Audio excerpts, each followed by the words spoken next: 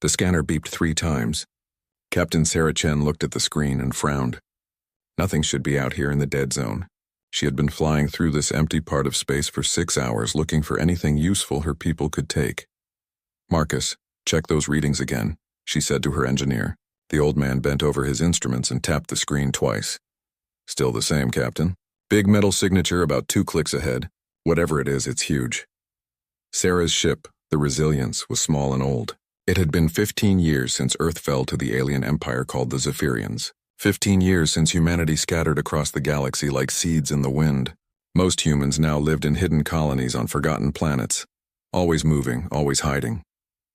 Sarah commanded one of the few human ships still operating in space. Her job was simple but dangerous. Find abandoned ships, stations, or anything else that might have supplies the colonies needed. Food, medicine, weapons, fuel, anything to keep humanity alive one more day. "Take us in slow," she ordered, "but keep the engines ready to run." The Resilience moved forward through the purple nebula. The gas clouds made it hard to see, but they also hid ships from alien patrols. That was why Sarah liked hunting in nebulas. The Zephyrians rarely came here. As they got closer, Sarah's heart began to beat faster. The metal signature was massive, much bigger than anything she had ever found before. Through the nebula gas, a dark shape began to form. "Dear God," whispered her navigator Janet. "Sarah, look at that thing." The ship that appeared before them was enormous. It was at least 3 kilometers long and half a kilometer wide. Its hull was dark metal, scarred with blast marks and scratches. But it was intact. More importantly, Sarah could see lights blinking along its sides. "It still has power," Marcus said, his voice full of wonder. Sarah stared at the giant ship. She had heard stories about ships this big, but she had never seen one. Only the old Earth Defense Force had built vessels like this. Before the war. Before everything went wrong. "Can you identify it?" she asked. Marcus worked at his station for several minutes. Then he looked up with wide eyes. "Captain, according to our database, that's the UES Prometheus. Earth Defense Force Registry number 774 Alpha." Sarah felt cold. Everyone knew about the Prometheus. It was Earth's greatest warship, built 200 years ago when humans first met aliens. The ship had disappeared during humanity's first contact mission. Most people thought it had been destroyed. "That's impossible," Janet said. "The Prometheus vanished before any of us were born." "Well, it's sitting right there," Marcus replied. "And it's still got power." Sarah made her decision. "Dock with it, but keep our weapons ready." The Resilience was tiny next to the Prometheus. Finding a docking port was like trying to attach a rowboat to an aircraft carrier. But Marcus was good at his job. After 20 minutes, they heard the clang of metal connecting to metal. "We're locked on," Marcus reported. Sarah gathered her away team. Besides herself, she took Marcus and 2 security officers, Tom and Lisa. They all carried weapons and wore full spacesuits. If the Prometheus still had air, they would know soon enough. The airlock cycled and they stepped into the massive ship. Emergency lights cast red shadows on the walls. The air was thin but breathable. Sarah's suit sensors showed it was safe to remove their helmets, but she kept hers on anyway. The corridor they entered was huge. Sarah could have driven a truck through it. The walls were covered with symbols and writing in Old Earth languages. Everything looked ancient but well-maintained. "This way," Marcus said, reading a sign on the wall. The bridge should be up 12 levels. They found a working elevator. As it rose through the ship, Sarah tried to imagine what the Prometheus had been like when it was operational. Thousands of crew members. Fighter planes. Enough weapons to destroy a planet. The bridge was enormous. Control stations formed circles around a central command chair. Most of the screens were dark, but some still showed scrolling text and star charts. The place felt like a tomb. "Hello," said a voice. The 4 humans spun around, weapons raised, but there was nobody there. "Please do not be alarmed," the voice continued. It came from speakers in the walls. "I am Atlas, the artificial intelligence system of the UES Prometheus. I have been waiting for you." Sarah lowered her weapon slightly. "Waiting for us?" "Waiting for humans," Atlas replied.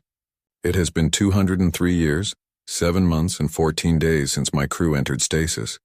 I have been monitoring galactic communications during that time. I know what happened to Earth."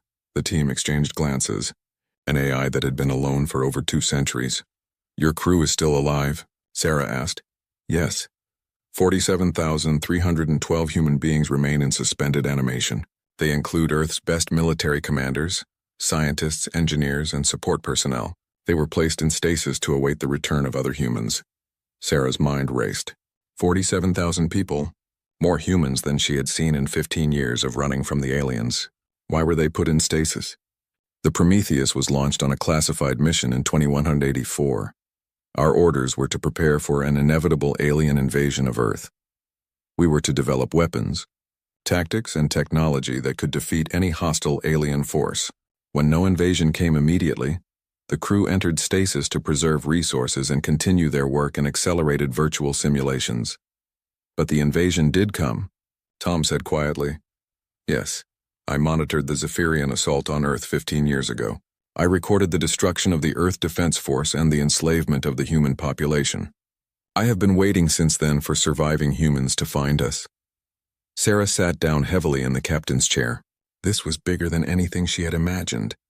A fully operational Earth Defense Force ship, with a crew of trained military personnel and scientists. It could change everything for humanity. Can you wake them up?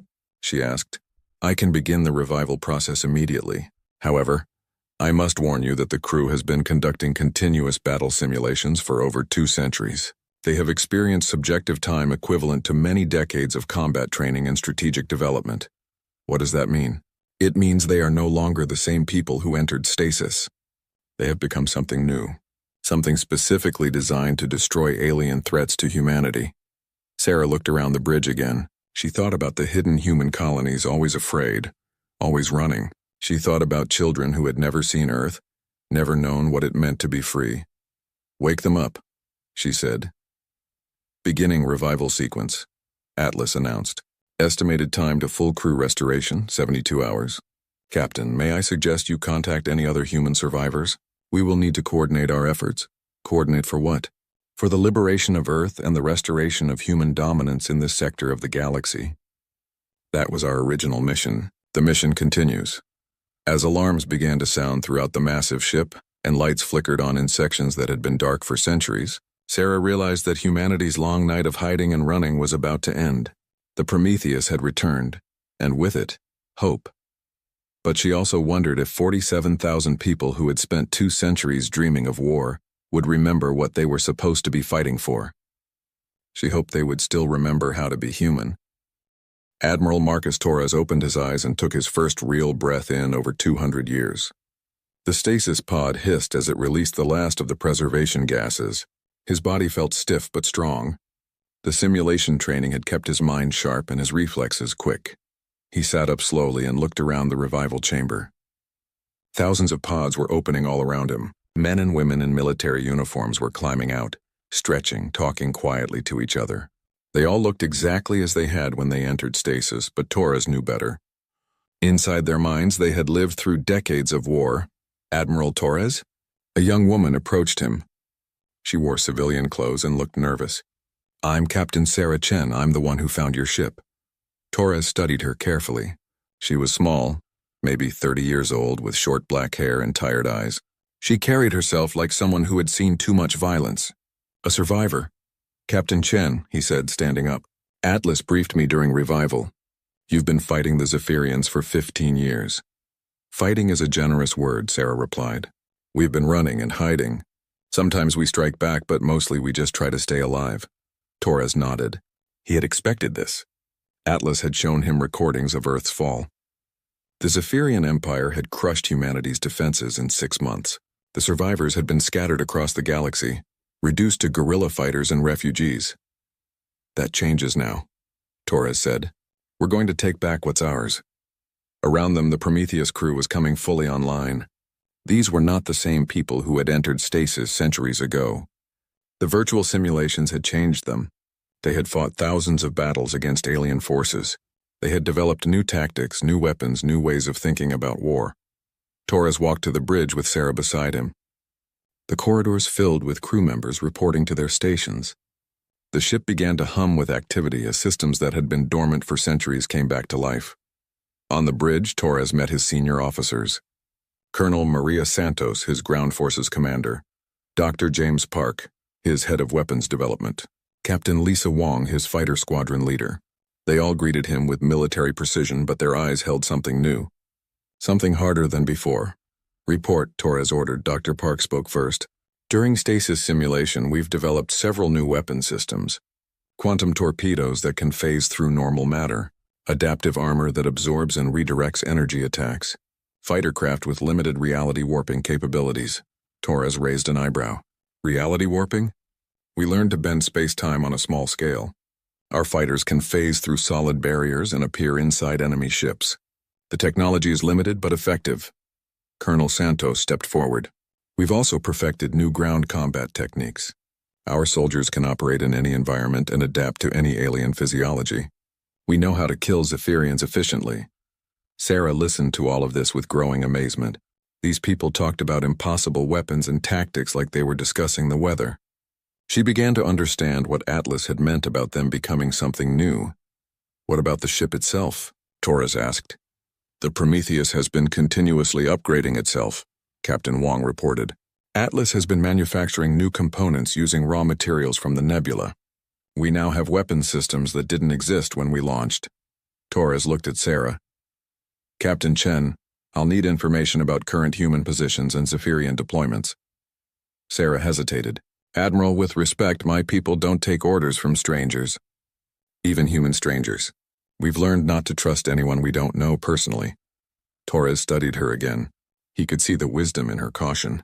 15 years of being hunted would teach anyone to be careful, but he also saw something else in her eyes. Hope. Hope that hadn't been there before his crew woke up. I understand, he said, but we're going to need to work together. The Zephyrians won't expect organized resistance. That gives us an advantage, but only if we coordinate our efforts. Sarah nodded slowly. I can contact the other colony ships. There are maybe 50,000 humans scattered across 12 systems. But Admiral, they're not soldiers. They're farmers, engineers, families, children. Every human matters, Torres replied. But we need to start thinking like an army again, not just survivors. Over the next week, the Prometheus became the center of a growing network of human communication. Sarah's people reached out to colonies and ship groups across their sector. The response was immediate and emotional. For the first time in 15 years, humans began to believe they might actually fight back. But there were problems. Many of the survivor groups didn't trust the Prometheus crew. They had grown used to making their own decisions. The idea of following military orders from people who had been asleep for 2 centuries didn't appeal to everyone. They think we're ghosts. Colonel Santos told Torres after a particularly difficult conference call. Some of them think we're Zephyrian tricks. They'll come around, Torres replied. When they see what we can do. The first test came when a Zephyrian patrol found one of the human colonies. The colony ship sent a desperate distress call. 3 alien warships were moving in to capture or destroy the 2,000 humans aboard. We're 8 hours away, Captain Wong reported. Take us there, Torres ordered. Launch all fighter squadrons. Let's show the galaxy that humanity is back.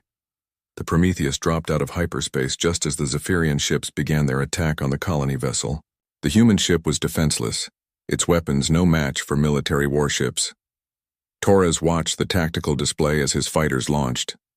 100 small craft streamed out of the Prometheus launch bays. They moved in patterns that the Zephyrians had never seen before. Patterns developed over 2 centuries of simulated combat. The first wave of fighters simply vanished. One moment they were there, the next they were gone. Then explosions began to bloom inside the Zephyrian ships. The fighters had phased through the alien hulls and detonated their weapons from within. The second wave attacked conventionally, but their weapons were different. Quantum torpedoes that ignored shields and armor, energy beams that adapted to whatever defenses they encountered. In 12 minutes, all 3 Zephyrian ships were destroyed. The colony ship's captain called the Prometheus immediately. How? How did you do that? We've had time to practice, Torres replied. Word of the victory spread quickly through human communication networks. The impossible had happened. Human forces had defeated Zephyrian warships in open combat. Sarah stood beside Torres on the bridge as they received congratulations and requests for help from colonies across their sector. This is just the beginning, Torres said. We're going to take back every world they took from us. Sarah looked at him with concern. Admiral, remember that there are humans living under Zephyrian rule. On Earth and other worlds, some of them have been there for 15 years. They've had to make compromises to survive. Torres's expression hardened slightly. Anyone who collaborated with the aliens will answer for their choices. Some of them were children when Earth fell, Sarah said quietly. They've never known anything else. Torres didn't answer immediately. In the virtual simulations, the choice had always been simple. Humans versus aliens. Good versus evil. But Sarah was reminding him that the real world was more complicated. We'll deal with that when we get there, he said finally. As the Prometheus prepared for its next mission, Sarah wondered if the crew's centuries of simulated warfare had taught them everything they needed to know. They had learned how to fight aliens, but had they remembered how to save humans? War Master Kethvar stood in the command center of his flagship, the Eternal Dominance. He was tall, even for a Zephyrian with gray skin and 4 arms. Scars covered his face from the human resistance during Earth's conquest 15 years ago. He had personally overseen the destruction of humanity's pathetic defense fleet. Now his communication officer was telling him something impossible. Say that again, Kethvar ordered, his voice like grinding metal. 3 patrol ships destroyed in the Outer Rim, sir. No survivors. The attacking vessel was human. Kethvar's 4 hands clenched into fists. 1 human ship destroyed 3 of our patrols? Yes, sir. The colony ship they were investigating survived. Its crew recorded the battle. Kethvar watched the recording with growing anger. He saw small human fighters appear from nowhere, pass through solid metal like ghosts and explode inside his ships. He saw weapons that bent space and ignored shields. He saw tactics that no human should know. This is impossible, he growled. We crushed their fleet. We destroyed their shipyards. Humans don't have technology like this. His intelligence officer, a thin Zephyrian named Veltar, approached carefully. Sir, there are reports of increased human communication activity across 7 sectors. Something has changed. Kethvar had spent 15 years hunting down scattered human survivors. He knew them well. They were clever but weak. They ran and hid. They used tricks and traps, but they never fought his warships directly. They couldn't win. Gather the 4th battle group, he ordered. 12 ships. We're going to the Outer Rim. Sir, perhaps we should report this to High Command first. Kethavar's eyes blazed with anger. I will not report to High Command that humans destroyed our ships. I will go there myself and crush these vermin. Again. The 4th battle group was the most powerful force under Kethvar's command. 12 capital ships, each one capable of destroying a planet. More than enough firepower to handle whatever trick the humans were using. But as they traveled toward the Outer Rim, more reports came in. A Zephyrian supply depot attacked and destroyed. 2 more patrol groups gone missing. Human colonies that should have been easy to capture were now empty, evacuated by unknown ships. They're moving faster than before, Veltar reported. Our intelligence networks can't track them. Kethvar studied the star charts. The human attacks formed a pattern, but not one he recognized. It was like they were testing his forces, learning his response times and tactics. Set a trap, he ordered. Send a small patrol to the Kepler system. Make it look vulnerable. When the humans attack, we'll be waiting. The trap was set perfectly. 1 patrol ship, apparently alone, investigating a suspected human hiding spot in an asteroid field. But 11 other ships waited in hyperspace, ready to jump in the moment the humans appeared. The Prometheus arrived exactly as Kethvar expected. The massive human ship dropped out of hyperspace and immediately launched its fighters. But this time, Kethvar was ready. All ships jump in now, he commanded. 11 Zephyrian warships appeared around the Prometheus. The human ship was surrounded, outnumbered 12-1. Kethvar smiled with all 4 hands on his weapon controls. Surrender or be destroyed, he broadcast on all frequencies. The human response was immediate. The Prometheus didn't try to run or negotiate. Instead, it opened fire with weapons Kethvar had never seen before. The ship's main guns fired beams of twisted space-time that struck 3 Zephyrian vessels simultaneously. The alien ships simply folded in on themselves and disappeared. Not destroyed, erased from reality. What in the void was that? Veltar screamed. Before Kethvar could answer, the human fighters began their attack. But these weren't the same hit-and-run tactics he had seen before. These fighters moved in coordinated formations, each group targeting specific weak points on his ships. Some fighters phased through his vessels' hulls and exploded from within. Others fired quantum torpedoes that ignored his shields completely. A third group used some kind of energy field to turn his own weapons against him. The Zephyrian ships fought back, but their weapons seemed useless. The Prometheus had armor that absorbed energy blasts and converted them into more power for its own systems. Its shields bent projectiles around the ship like water flowing around a stone. In 20 minutes, Kethvar lost 6 ships. His remaining vessels were damaged and retreating. The humans had barely taken any damage at all. "Retreat," he ordered. "All ships retreat to hyperspace." As his fleet limped away, Kethvar realized he was facing something completely new. These weren't the same humans he had defeated 15 years ago. These were something else. Something that had been specifically designed to kill Zephyrians. Back on the Prometheus, Admiral Torres watched the alien ships flee. He felt satisfaction but not surprise. The outcome had been exactly what their simulations predicted. "Damage report," he ordered. "Minor hull scoring on decks 7 and 12, his damage control officer reported. "Shields at 93%. All weapon systems operational." Captain Chen, who had watched the battle from the bridge, stared at Torres in amazement. "You made it look easy." "It was easy," Torres replied.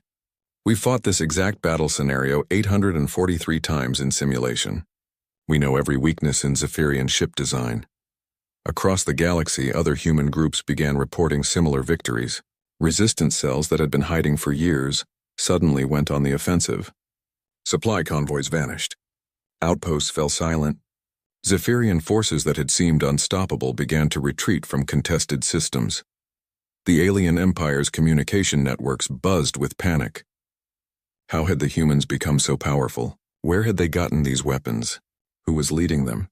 On the Zephyrian capital world, High Command called an emergency session. Ancient alien leaders who had ruled the galaxy for centuries suddenly faced a threat they didn't understand. The humans were extinct, one of them said. "We crushed them utterly." "Apparently not," another replied. "Our losses in the Outer Rim suggest they have recovered completely." But it was worse than just recovery. Intelligence reports showed that human technology now exceeded Zephyrian capabilities in several areas. Their weapons were more advanced. Their tactics were better. Their ships were superior. For the first time in their history, the Zephyrian Empire faced an enemy that might actually defeat them. Kethvar stood before the High Command Council and delivered his report. He told them about the massive human ship, about weapons that bent reality, about fighters that could pass through solid matter, about an enemy that seemed to know exactly how to fight Zephyrians. "You're telling us that one human ship defeated your entire battle group?" the High Chancellor asked. "Yes, sir, but it's more than that." This wasn't luck or desperation. They knew exactly what they were doing. "They've been planning this." "Planning for how long?" Kethvar hesitated. The truth was almost impossible to believe. "I think they've been planning this for centuries." The council chamber fell silent. The idea that humans had been preparing for war while pretending to be defeated was terrifying. It meant everything the Empire believed about human weakness was wrong. "Find out where that ship came from," the High Chancellor ordered. "Find out how many of them there are, and find out how to destroy them." Kethvar bowed his head. But privately, he wondered if it might already be too late. The humans were back, and they were stronger than anyone had imagined. Across the galaxy, human colonies began to receive a message. It came from the Prometheus, transmitted on Old Earth Defense Force frequencies that only humans would recognize. "This is Admiral Marcus Torres of the Earth Defense Force. Humanity's darkest hour is ending. We are no longer refugees. We are no longer hiding. We are going home. And we are going to take back everything that was stolen from us." For the first time in 15 years, humans began to believe they might actually win. Admiral Torres stood in the Prometheus data core, surrounded by holographic displays showing the galaxy's current state. For 3 months, human forces had been winning battles across 12 sectors. Zephyrian fleets were retreating. Occupied worlds were being liberated. The impossible was happening, but Atlas had just shown him something that changed everything. "Repeat that," Torres said to the AI. "Our original mission parameters included Protocol 7, Atlas replied in its calm electronic voice. "Complete elimination of any species that poses an existential threat to humanity. The Zephyrian Empire qualifies under these parameters." Torres felt cold. "You're talking about genocide." "I am talking about species survival.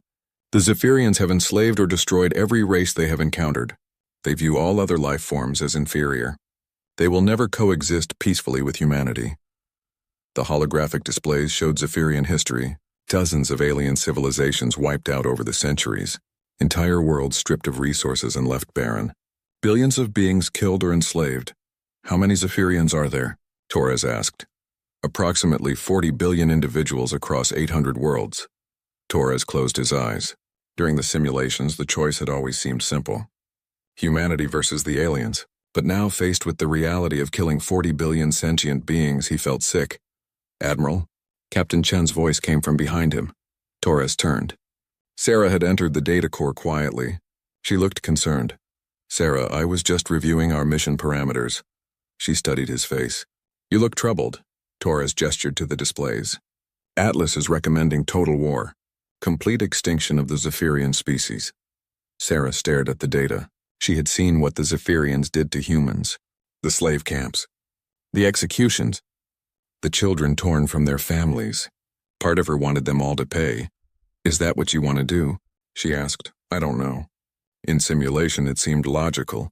They're a threat to humanity's survival. They've proven they can't be trusted, but...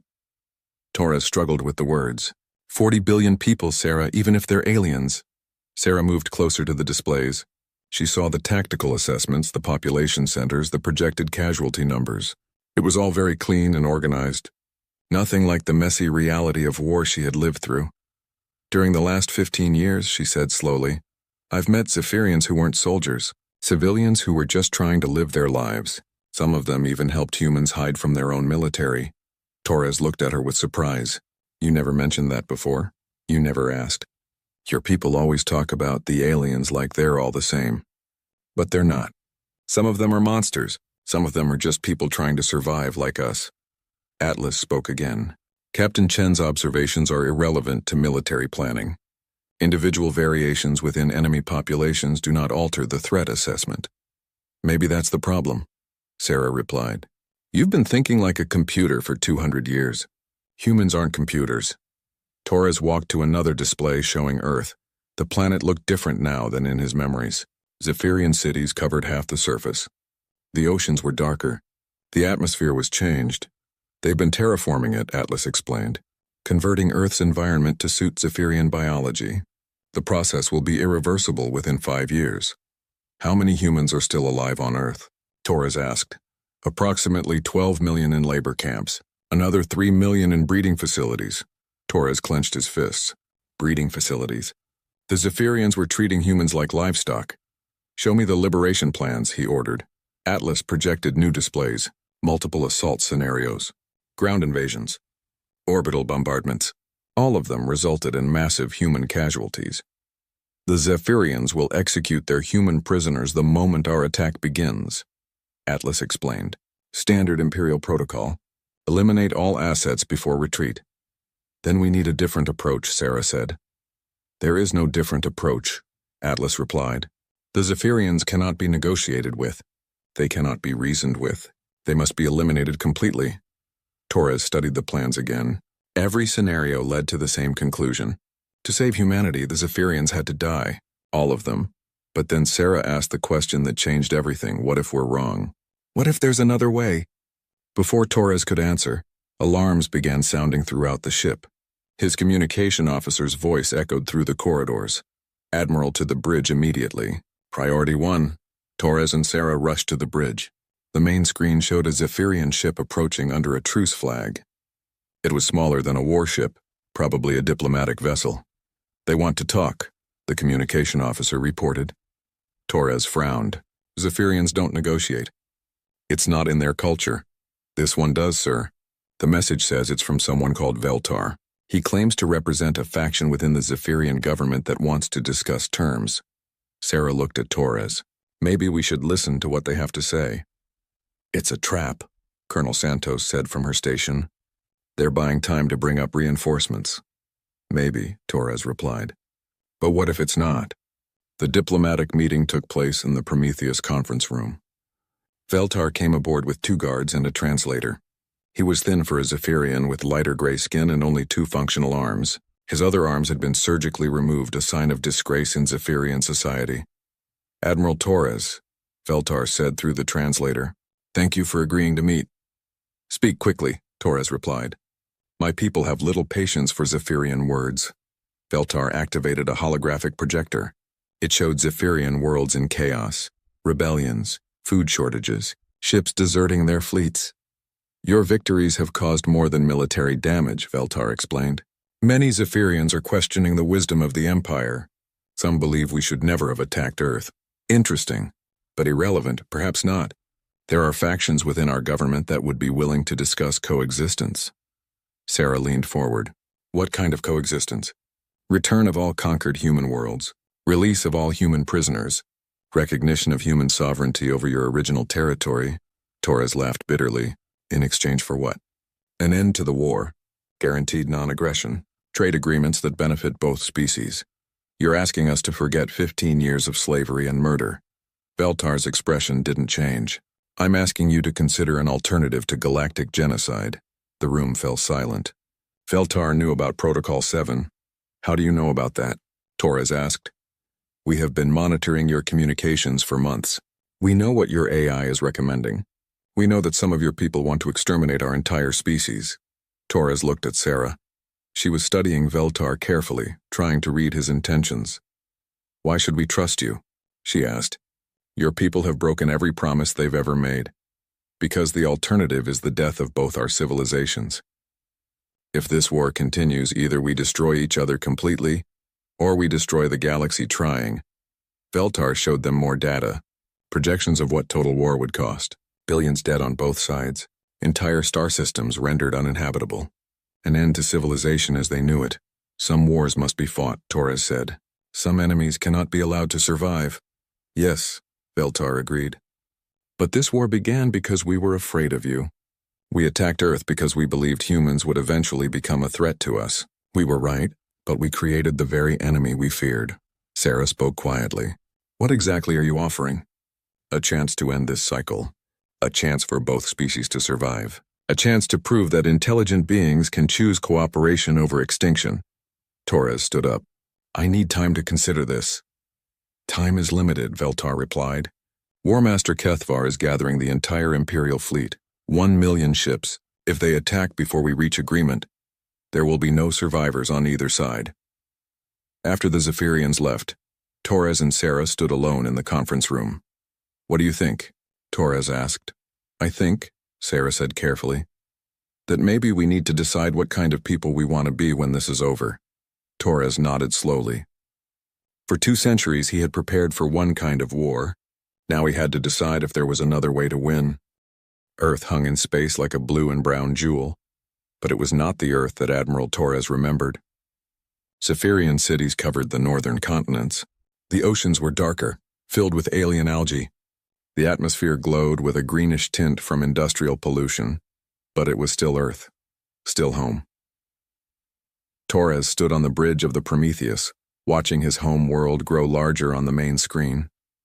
Around him, the largest human fleet in history prepared for battle. 500 ships from colonies across the galaxy had joined them.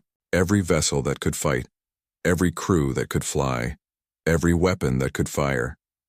Facing them was the entire Zephyrian Imperial fleet. 1 million warships surrounding Earth like a metal shell. War Master Kethvar had kept his promise to gather everything the Empire possessed. "Admiral," Captain Chen said quietly, "long-range sensors show massive energy buildups around the planet.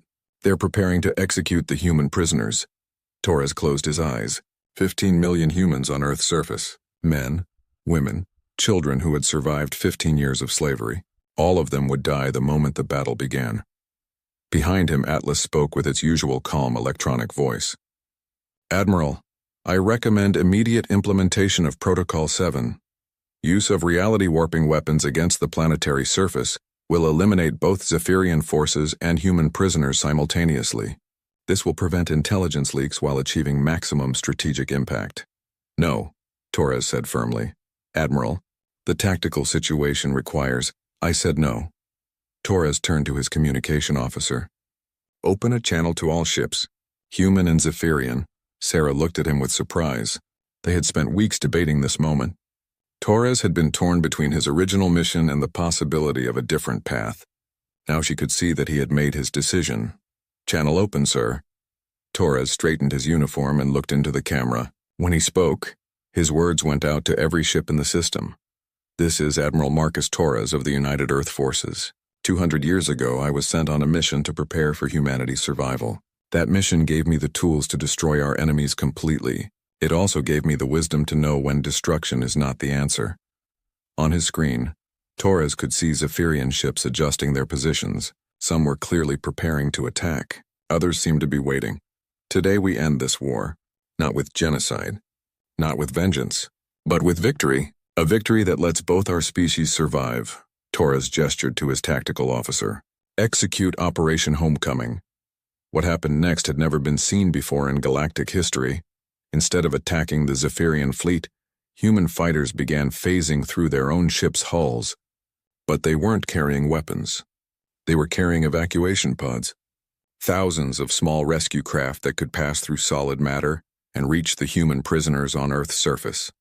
At the same time, the Prometheus and its escort ships began a careful advance toward Earth. Their weapons were charged but not firing. Their shields were up but not attacking. Kethvar's voice crackled over the communication channels. "What are you doing, Torres?" "I'm saving my people," Torres replied. "All of them. Every human on that planet is going to be evacuated. You can try to stop me, but you know what will happen if you do." It was true, and Kethvar knew it. If the Zephyrian fleet attacked, the Prometheus would unleash weapons that could crack planets.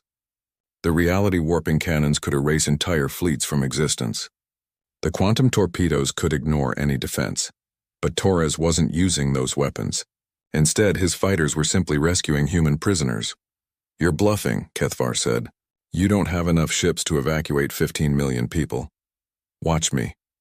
The rescue operation was the largest evacuation in human history. Fighter craft phased through prison walls and labor camps. Transport ships materialized in slave quarters and breeding facilities. Human prisoners who had given up hope suddenly found themselves being carried to freedom. Some Zephyrian ground forces tried to stop the evacuations. They found themselves facing human soldiers with equipment that seemed like magic. Weapons that could stun without killing. Armor that made the wearer invisible. Tools that could disable Zephyrian technology without destroying it. But the real surprise came from Earth itself. In the old New York labor camp, a Zephyrian guard named Cordal watched human fighters rescue prisoners. Instead of running or fighting, he did something unprecedented. He helped them. "This way," he told the human soldiers speaking in broken English. More prisoners in underground levels. Similar scenes played out across Earth. Zephyrian civilians and even some soldiers began helping with the evacuations. They were tired of war, tired of oppression, tired of an empire that solved every problem with violence. On his flagship, Kethvar watched his empire begin to fall apart. His own crews were refusing orders. Some of his ships were breaking formation. The rigid discipline that held the Zephyrian military together was cracking. "Sir," his communication officer reported, "we're receiving surrender signals from 47 vessels." "Surrender? Zephyrians don't surrender." "These ones do, sir." Veltar's voice came over the communication channels. "Kethvar, this is over. Order the fleet to stand down. You treacherous fool. I'll have you executed for treason." "By whose authority?" "Half the Imperial Council has already voted to end the war. The Emperor himself is considering abdication." Torres watched the Zephyrian fleet break apart. Some ships were joining Veltar's peace faction. Others were retreating to Imperial space. A few were still loyal to Kethvar, but they were badly outnumbered. "Admiral," Sarah said, "we're receiving evacuation reports from all sectors. 11 million humans rescued so far." Torres nodded. The operation was working better than he had hoped. But they weren't finished yet. "Time to go home," he said. The Prometheus descended through Earth's atmosphere for the first time in 2 centuries. Its massive bulk cast shadows over former human cities. Zephyrian civilians looked up in terror as the legendary warship passed overhead. But the ship didn't attack. Instead, it landed in what used to be Central Park in New York. The park was now a Zephyrian administrative complex. But Torres didn't care about the symbolism. He cared about the message. Admiral Marcus Torres walked down the Prometheus's loading ramp wearing his full-dress uniform. Behind him marched an honor guard of human soldiers. Above them, human flags flew from the ship's antenna arrays. Waiting for him was Veltar and a delegation of Zephyrian officials. They had come to negotiate the formal end of the war. "Admiral Torres," Veltar said, "I congratulate you on a most unusual victory." "It's not over yet," Torres replied. "We still have to figure out how to live together." The negotiations took 3 days. The Zephyrian Empire would return all conquered human worlds. All human prisoners would be freed. War reparations would be paid in the form of technology and resources. Most importantly, both species would establish embassies and begin working toward genuine coexistence. But Torres insisted on one more condition. Kethvar stands trial for war crimes. Veltar hesitated. "He still has supporters in the military. Then they can watch him face justice. Some things can't be forgiven even in the name of peace." Sarah stood beside Torres as they watched the last human prisoners board transport ships. Earth cities were still mostly alien, but humans were walking free in their streets again. "Do you think it will work?" she asked. "The peace treaty?" Torres looked up at the Prometheus. The massive ship would remain on Earth as both a symbol and a guarantee. Humanity would never again be defenseless. It might, he said, but if it doesn't, we're ready for that too. Atlas spoke from speakers on the ship. "Admiral, the evacuation is complete. All human prisoners have been relocated to colony worlds or volunteered to remain on Earth as free citizens." "What about Protocol 7? Torres asked. "Protocol 7 has been suspended pending further orders." Torres smiled. "Make that permanent. We're not exterminators, Atlas. We're protectors." 1 year later, the first human Zephyrian trade agreement was signed. 2 years after that, joint exploration missions were launched. 5 years later, the first interspecies university was established. There were still problems, still conflicts. Some humans could never forgive. Some Zephyrians could never accept equality. But both species learned to settle their differences with words instead of weapons. And in orbit around Earth, the Prometheus kept watch. A reminder that humanity had returned from extinction once. They could do it again if necessary, but they hoped they would never have to. The age of hiding was over.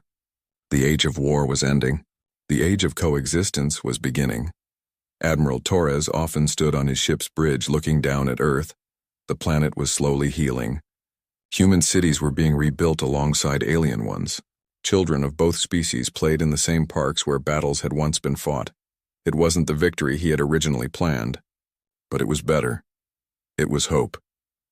And for the first time in centuries, both humans and Zephyrians could look up at the stars and see possibilities instead of threats. The galaxy was big enough for both of them.